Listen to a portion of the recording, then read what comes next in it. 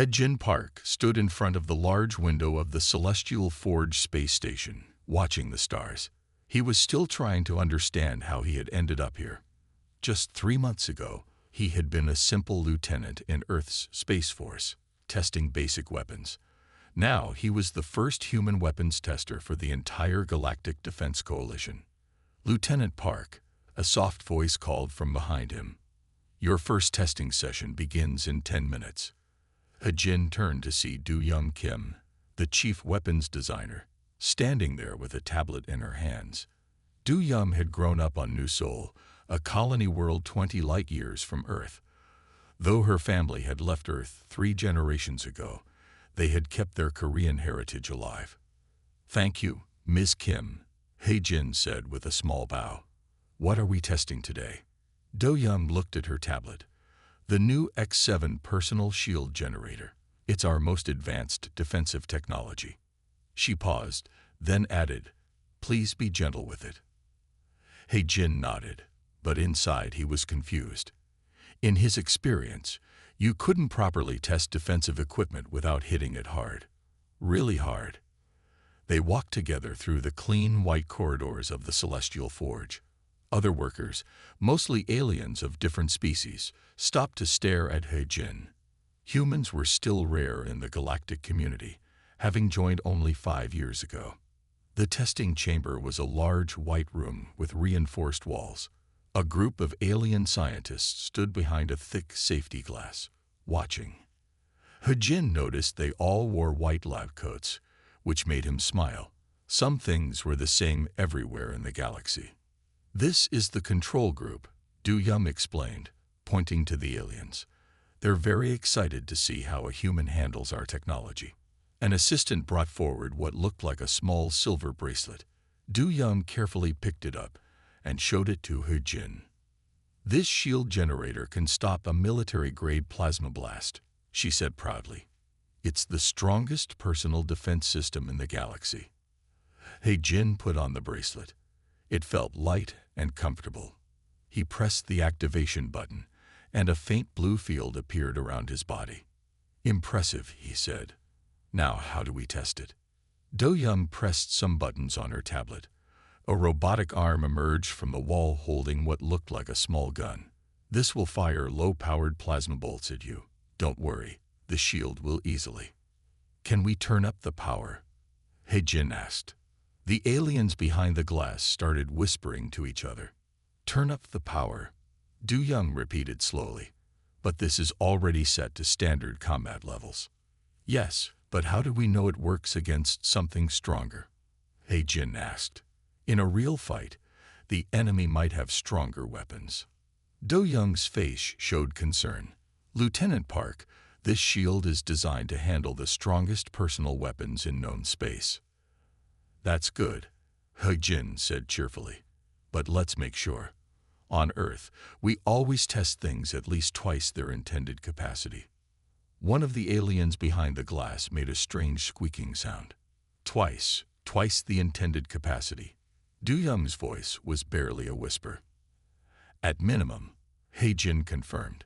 Otherwise, how can we be sure it's safe for our soldiers to use? An older alien in the back of the group slowly sat down, fanning himself with his tentacle. Do-Young took a deep breath. Very well. I'll increase the power by 20%. Make it 100%, He suggested helpfully. The squeaking sounds behind the glass got louder. 2 more aliens sat down. Do-Young's hands shook slightly as she adjusted the settings. Please remember, Lieutenant Park, that if you feel any discomfort, don't worry. He smiled. I've tested things like this before, though the shields we had on Earth were much stronger than this one seems to be. There was a thud as one of the aliens fainted. The plasma bolt fired. He stood still, confident in the shield. The bolt hit the blue field and was absorbed, but He felt the impact. It was like being poked with a finger. Is that the highest setting? He asked, disappointed. Do-Young checked her tablet, her hands still shaking. Yes, that was full power. Oh, He tried to hide his disappointment. Well, maybe we should test its physical impact resistance then. Do you have any kinetic weapons? Maybe something that hits harder. Two more aliens fainted. Harder. Du Young's voice was very quiet now. Lieutenant Park, that blast could have destroyed a small vehicle. Really? He Jin looked surprised. It felt more like a gentle push. The shields we tested on Earth would at least make you step back a little. Do Young's tablet slipped from her fingers and clattered to the floor. Behind the glass, the remaining aliens were either sitting down or holding onto each other for support. I think, Du Young said carefully, picking up her tablet, we should end today's testing session here. Already. He Jin was confused. But we haven't even tested it against explosive weapons yet, or extreme temperatures, or radiation. How do we know it's safe? The last standing alien behind the glass finally fainted. Lieutenant Park, Du Young said, her voice surprisingly steady despite her pale face. I think we need to have a long discussion about what humans consider safe testing procedures. He Jin shrugged and deactivated the shield. As he handed the bracelet back to Du Young, he noticed her hands were still shaking. It's a good start, he said encouragingly, but you might want to make it stronger. Maybe add some kind of impact absorption system and increase the power capacity by, let's say 5 or 6 times. Do Young's eyes rolled back, and He Jin had to move quickly to catch her before she hit the floor. Standing in the testing chamber, holding an unconscious weapons designer while surrounded by fainted aliens, He Jin wondered if perhaps he should have mentioned that humans had originally designed their testing procedures for weapons meant to be used against kaiju. He made a mental note to be more gentle in tomorrow's testing session. Maybe he would only suggest doubling the power instead of increasing it 5 times. After all, he didn't want to seem unreasonable. In the corner, the medical officer, Ji-ho Yang, walked in with a large box labeled emergency smelling salts. Human testing days only. He took one look at the scene and sighed. I'll order more smelling salts, Ji-ho said calmly, as if this was a perfectly normal day at the Celestial Forge. And maybe some fainting couches. 1 week after the shield testing incident, Director H.A. Lee called an emergency meeting. The tall, elegant alien sat at the head of the conference table, her silvery skin slightly pale from stress. Around her sat the senior weapons development team, including Du Young Kim and medical officer Ji-ho Yang. We need to discuss Lieutenant Park, Director Lee said, her voice steady despite her obvious concern. In just 1 week, he has caused 17 fainting incidents. Ji-ho nodded, checking his medical tablet. We've used more smelling salts this week than in the past 3 years combined. But his testing methods are effective, Du Young added quietly. She had recovered from her fainting spell, though she now carried emergency smelling salts in her pocket. The shield generator is much stronger after we implemented his suggestions. Director Lee rubbed her temples. Yes, but yesterday he asked if we could test our new laser rifle by shooting it at a small moon. To be fair, Du Young said, he did specify it should be an uninhabited moon. Before anyone could respond, He Jin walked into the conference room. Everyone except Du Young, and Ji-ho took an instinctive step back. Good morning, He Jin said cheerfully. I just finished looking at the new plasma cannon designs. I have some ideas for improvements. 3 scientists near the door quickly sat down. Ji-ho reached for his medical kit. Lieutenant Park, Director Lee said carefully, perhaps we should discuss your previous suggestions first, about the sonic disruptor. Oh yes, He Jin's face lit up. I think we can make it at least 10 times more powerful if we... A loud thud interrupted him as 2 scientists fainted simultaneously. 10 times. Director Lee's voice was barely audible. To start with, He Jin nodded enthusiastically. Then we can work on the range. Oh, and maybe add some vibration effects. You know, for better building demolition. 3 more scientists slid quietly under the table. Du Young, who had been taking notes, looked up. Lieutenant, when you say building demolition, What size buildings are you thinking of? Small ones, of course. Hey Jin said reassuringly. You know, like 20 or 30 stories. Nothing too big. Director Lee's face turned from silver to pale white.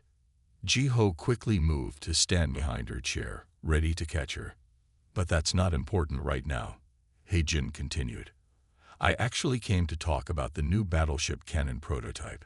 The one that can punch a hole through a heavy cruiser's shields. Do-young asked. Yes, that one. He-jin smiled. I was thinking, what if we made it stronger? The room went completely silent. Even the air circulation system seemed to hold its breath. Stronger, Director Lee whispered. It's already the most powerful ship-mounted weapon in the galaxy. Exactly, He-jin said excitedly. But what if we needed to shoot through 2 heavy cruisers? Or 3?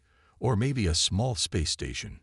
Ji-ho was now very busy, moving from one fainted scientist to another with his smelling salts.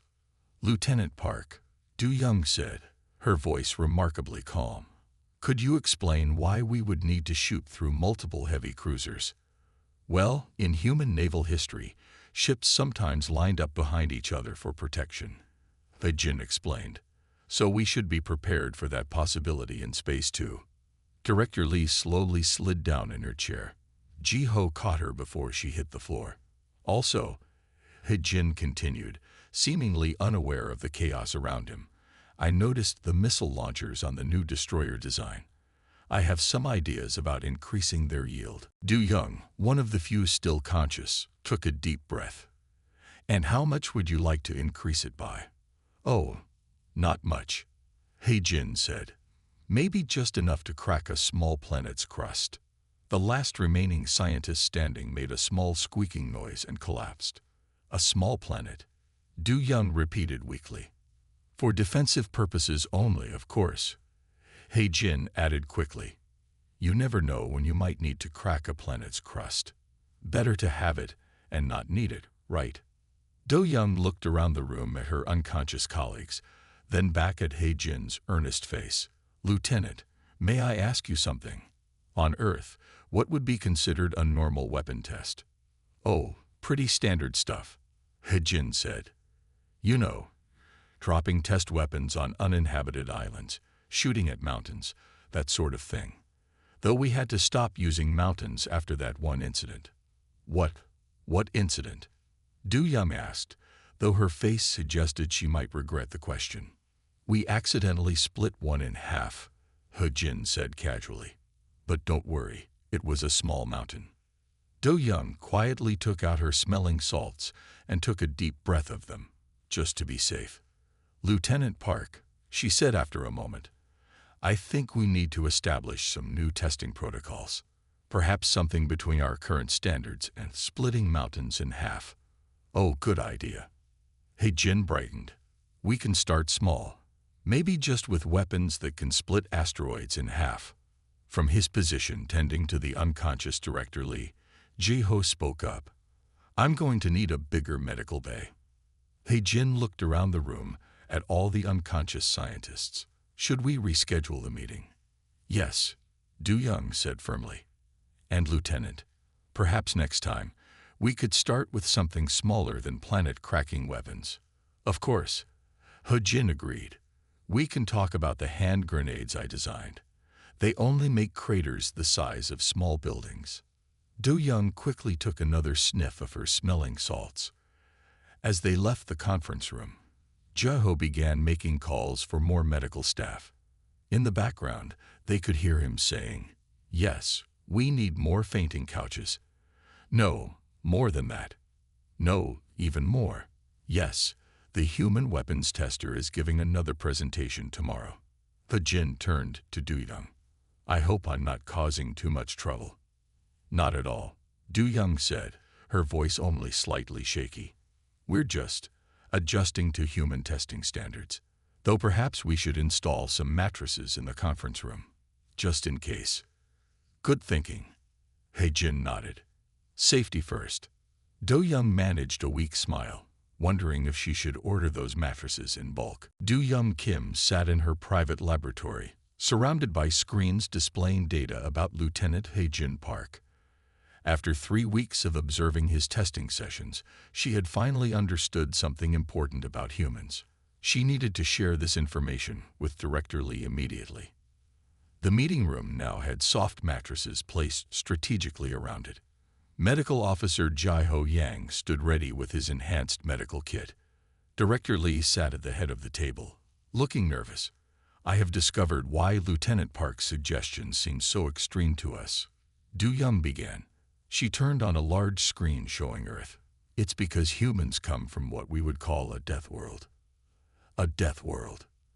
Director Lee leaned forward. "Please explain." "Earth's gravity is 1.5 times stronger than the galactic standard," Du Young said. "The atmospheric pressure is higher too. Humans evolved to survive conditions that would kill most species in the galaxy."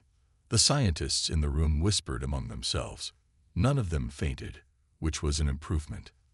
Furthermore, Du Young continued, "Earth has large predators, extreme weather, and natural disasters.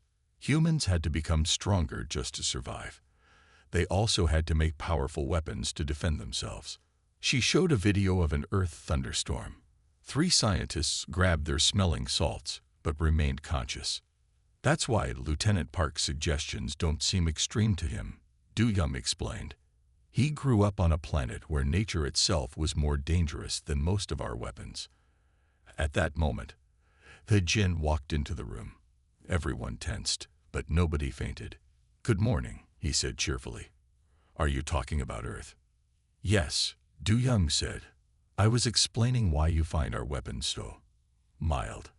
"Oh, you mean because of Earth's conditions?" He-Jin smiled. "Yes, we had to make strong weapons just to deal with normal threats.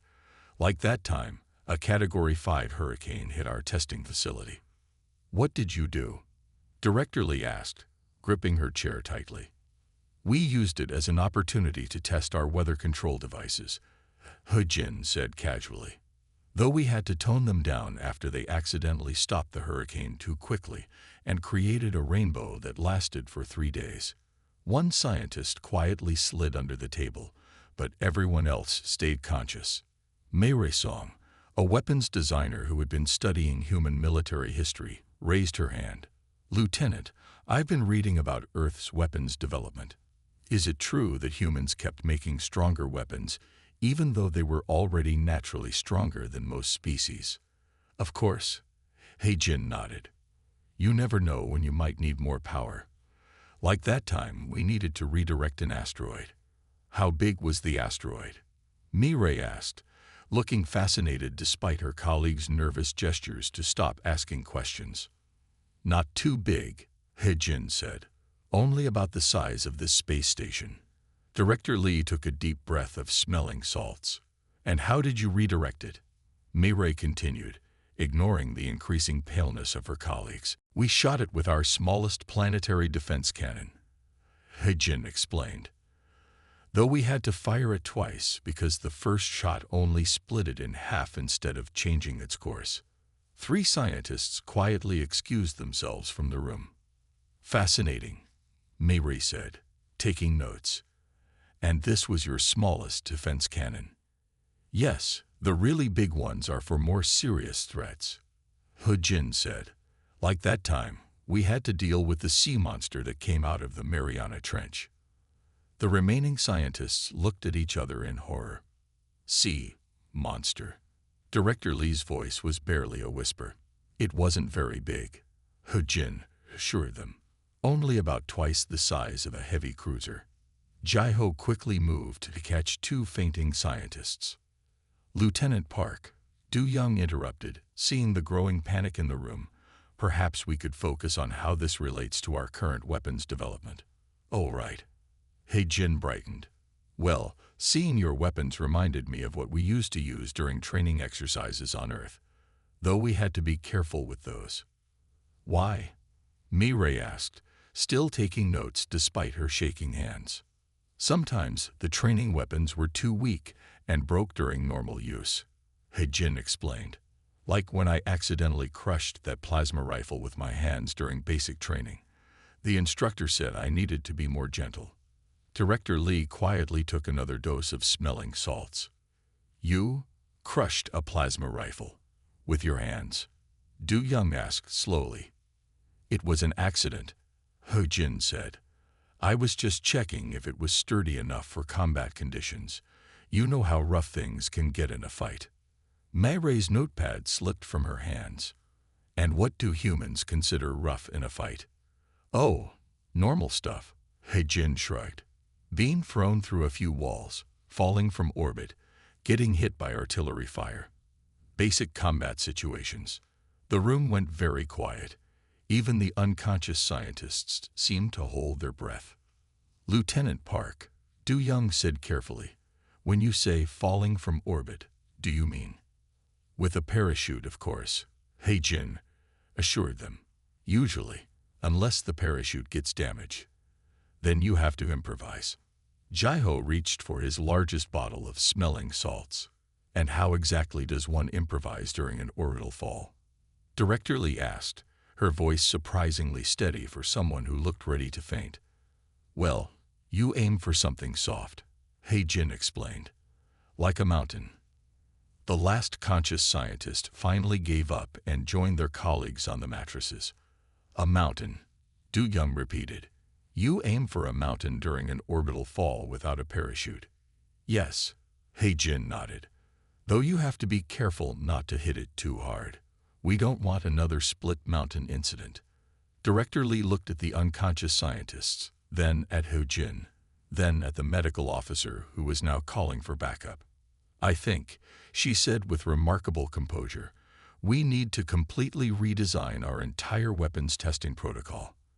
And possibly reinforce every piece of equipment on this station. Good idea, He Jin agreed. We should start with the structural integrity of the testing chambers. The walls seem a bit thin. The walls are made of reinforced titanium, Du Young pointed out. Exactly, He Jin said. Like I said, a bit thin. As Jaiho coordinated the medical response team, Du Young made a note to order stronger construction materials. Much stronger. And maybe look into that mountain-splitting incident, just to be safe. The emergency alarms on Celestial Forge started blaring at exactly 3:47 in the morning. He Jin Park was in the gym, testing the reinforced exercise equipment when the red lights began flashing. Director Lee's voice came over the station speakers. All weapons development staff to the main conference room immediately. This is not a drill. When He Jin arrived at the conference room, he found the usual mattresses had been pushed aside. Director Lee stood at the front, her silver skin almost white with worry. Du Young Kim and Myra Song were already there, along with Jaiho Yang, who was preparing extra smelling salts. The Nova colony is under attack, Director Lee announced. An unknown hostile species has bypassed their defense systems. Their weapons appear to be far more advanced than we expected. The screen showed images of large black ships firing at the colony's shields. The colony's weapons couldn't penetrate the enemy's defenses. None of our standard weapons are working, Du Young explained, showing damage reports. Their shield technology is unlike anything we've seen before. He Jin studied the reports carefully. Have you tried the weapons modifications I suggested? The room went quiet. Everyone looked at Director Lee. Those modifications were considered. Director Lee paused, searching for the right word. Excessive. But they might work, He Jin said simply. Du Young pulled up He Jin's previous suggestions on her tablet. You wanted to triple the power of our ship cannons, add explosive tips to our armor-piercing rounds, and increase our shield breaker missiles yield by 500%. To start with, He Jin nodded. Those were just the basic improvements. Several scientists reached for their smelling salts, but remained conscious.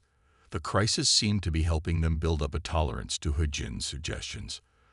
The colony has less than 2 hours before their shields fail, Director Lee said. We need options. I have all my weapon modification plans ready, He Jin offered. We could implement them in about an hour if we hurry. Director Lee looked at the screens showing the colony under attack, then at her medical monitor, which was beeping warnings about her stress levels. "Do it," she said firmly. The next hour was the busiest the Celestial Forge had ever seen. Hejin's modifications were transmitted to the colony's defense systems. The scientists worked frantically, only occasionally needing smelling salts when Hejin made additional suggestions. "Maybe we should add the plasma cascade effect to the shield breakers," he said at one point. "The one that creates a chain reaction of explosions." Du Young asked, her hands shaking as she typed. "Yes, but we can start small," Hejin assured her. "Just enough to crack their capital ships in half." 3 scientists needed a quick break with the smelling salts, but they kept working. As they reached the final stages, Mireille looked up from her calculations. "Lieutenant, these power levels, they're higher than anything we've ever attempted." "Don't worry," Hejin smiled. "On Earth, we used similar levels for crowd control weapons." The entire engineering team stopped working for a moment to stare at him. "Crowd control," Director Lee whispered. "Well, you need strong weapons when dealing with angry sports fans," Hejin explained, "especially during soccer season." Jai-Ho quietly added more smelling salts to his medical cart. The modifications were completed just as the colony's shields dropped to 10%. Everyone watched the screens anxiously as the new weapons powered up. The first shot from the modified defense cannons hit an enemy cruiser. Instead of being absorbed by their shields, the blast went straight through them. The ship split in half, just as Hejin had predicted. "It worked," Tugum exclaimed. The enemy fleet seemed to pause in surprise. Then the colony's other modified weapons activated. Shield breaker missiles with their new plasma cascade effect created chains of explosions through the enemy formation. Armor-piercing rounds with explosive tips tore through their supposedly impenetrable hulls. "Maybe we should increase the power a little more," Hejin suggested, watching the battle. "Just to be safe. The weapons are already 10 times stronger than our previous maximum." Director Lee's voice was slightly hysterical. "Exactly," Hejin nodded. "But what if they bring reinforcements? We should be prepared." Director Lee's medical monitor started beeping rapidly. Jai-Ho moved to stand behind her chair. On the screens, the enemy fleet was retreating. Several ships were breaking apart from the plasma cascade effects. The colony's defenders were cheering over the communication channels. "Amazing," Mireille said, reviewing the battle data. "The modified weapons exceeded all our predictions." "They're still a bit weak," Hejin said thoughtfully. "But it's a good start." Director Lee finally fainted. Jai-Ho caught her smoothly, clearly having expected this outcome. "Lieutenant Park," Du Young said carefully, "what would you consider to be adequately strong weapons?" "Oh, nothing too extreme," Hejin assured her. "Just enough power to deal with basic threats, like that time on Earth when we had to fight the volcano monster." The room went very quiet. "The volcano monster?" Mireille asked, her scientific curiosity overcoming her survival instincts. "It wasn't very big," Hejin said. "Just a few kilometers tall, though it did breathe lava." 3 scientists who had managed to stay conscious through the entire crisis finally fainted. "And this is what humans consider a basic threat?" Du Young asked weakly. "Well, it was just a young volcano monster," Hejin explained. "The adult ones are much bigger." Jai-Ho looked at his depleted supply of smelling salts, then at the unconscious scientists, then back at Hejin. "I'll order more medical supplies," he said with a sigh. "And maybe some stronger smelling salts. The regular ones don't seem to be enough anymore." As the medical team carried out the unconscious scientists, Du Young stayed behind to work on the battle analysis with Hejin. "These modifications saved the colony," she said, "though I'm a bit worried about what you consider to be adequately strong weapons." "Don't worry," Hejin smiled. "I'm keeping things mild since I know you're not used to human standards yet. Wait until I tell you about the time we had to fight the sea monster and the volcano monster at the same time." Du Young quietly took another dose of smelling salts and made a note to order them in bulk. 1 month after the Nova Colony incident, the Celestial Forge looked very different. The testing chambers now had walls 10 times thicker than before. The medical bay had been expanded to include a dedicated human testing day recovery ward. Most importantly, the weapons development team had stopped fainting every time Hae-Jin Park suggested making something stronger. Well, almost stopped. Director Lee stood at the front of the conference room, which now featured both comfortable mattresses and a small medical station. Lieutenant Park's promotion to Chief Testing Officer has been approved by the Galactic Defense Coalition. The scientists applauded politely, though several kept their hands near their smelling salts, just in case. "Thank you," Hae-Jin said, standing up. "I have some ideas for my first official inspection of the new ultra-heavy weapons division." 3 scientists immediately took precautionary doses of smelling salts. "Before you begin," Director Lee said quickly, "I should mention that I scheduled my vacation for next week. For completely unrelated reasons." Do-Young Kim, who had been promoted to head of human-inspired designs, pulled up some charts on the main screen. "We've made remarkable progress in the past month. Our weapons efficiency has increased by over 1,000%. It's a good start." Hae-Jin nodded thoughtfully. "Though we could probably make them a bit stronger." To everyone's surprise, only 2 scientists fainted. "We're definitely building up a tolerance," Jai-Ho Yang observed, helping the fallen scientists onto nearby mattresses. "Last month, that comet would have knocked out at least half the room." Mai Song, now the lead researcher on human combat capabilities, raised her hand.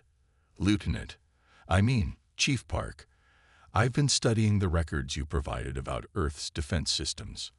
I have some questions about what you call moderate firepower." "Of course," Hae-Jin smiled. "Though I should mention that those records only cover our civilian defense systems." The room went very quiet. "Civilian defense systems." Director Lee's medical monitor started beeping faster. "Yes, the basic stuff," Hae-Jin explained. "Like the orbital defense grid we use to keep asteroids and space monsters away from our cities." 3 more scientists quietly laid down on the mattresses, not even waiting to faint. "And what would you consider a military defense system?" Mi-Ray asked, her scientific curiosity once again overriding her survival instinct. "Oh, those are much more interesting," Hae-Jin said enthusiastically. "Like the time we had to fight off an invasion from another dimension. Now that required some serious weapons." Director Lee's vacation request suddenly appeared on everyone's screens, now showing that she'd doubled the length of her time off. "Another dimension?" Do-Young asked weakly. "Yes, but don't worry," Hae-Jin assured them. "We only had to rebuild half the continent afterward." Jai-Ho began distributing the extra-strength smelling salts he'd specially ordered for such conversations. "Half a continent," Mi-Ray repeated, still taking notes despite her shaking hands. "And this was a successful defense." "Very successful," Hae-Jin nodded. "We didn't even have to use the really big weapons." Director Lee's vacation request updated again, now showing a request for a 3-month sabbatical. "There are bigger weapons than continent rebuilding ones?" Do-Young asked, reaching for her smelling salts. "Of course," Hae-Jin said. "But those are only for real emergencies. Like that time we had to fight the moon monster." "Moon monster?" Several voices whispered in unison. "It wasn't too bad," Hae-Jin explained. "Though we did have to repair the moon afterward. The crater was only visible from Earth for a few years. The medical monitor system crashed from trying to process too many elevated stress readings at once."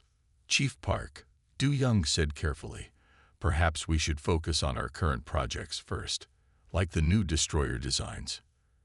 "Good idea," Hae-Jin agreed. "I was thinking we could add a few features, nothing too extreme."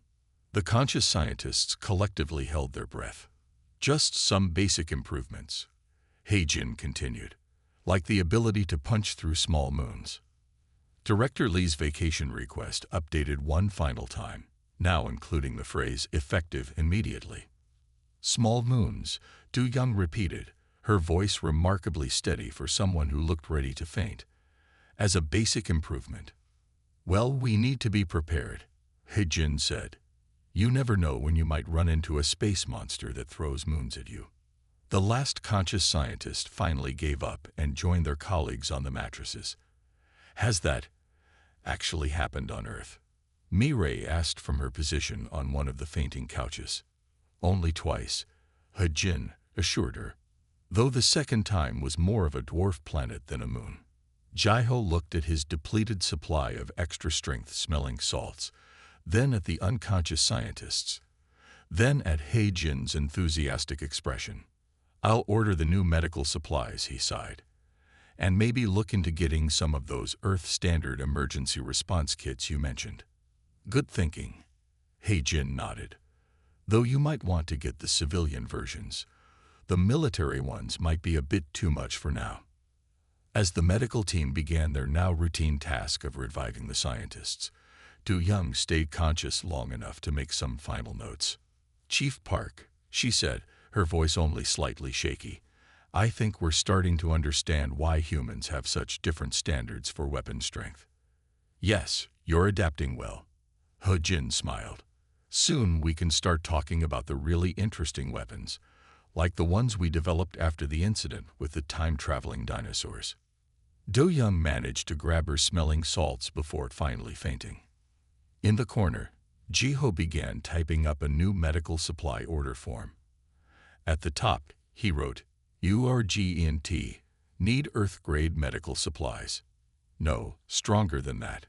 No, even stronger. Yes, the ones rated for dinosaur incidents. The Celestial Forge would never be the same again, but at least they had plenty of mattresses.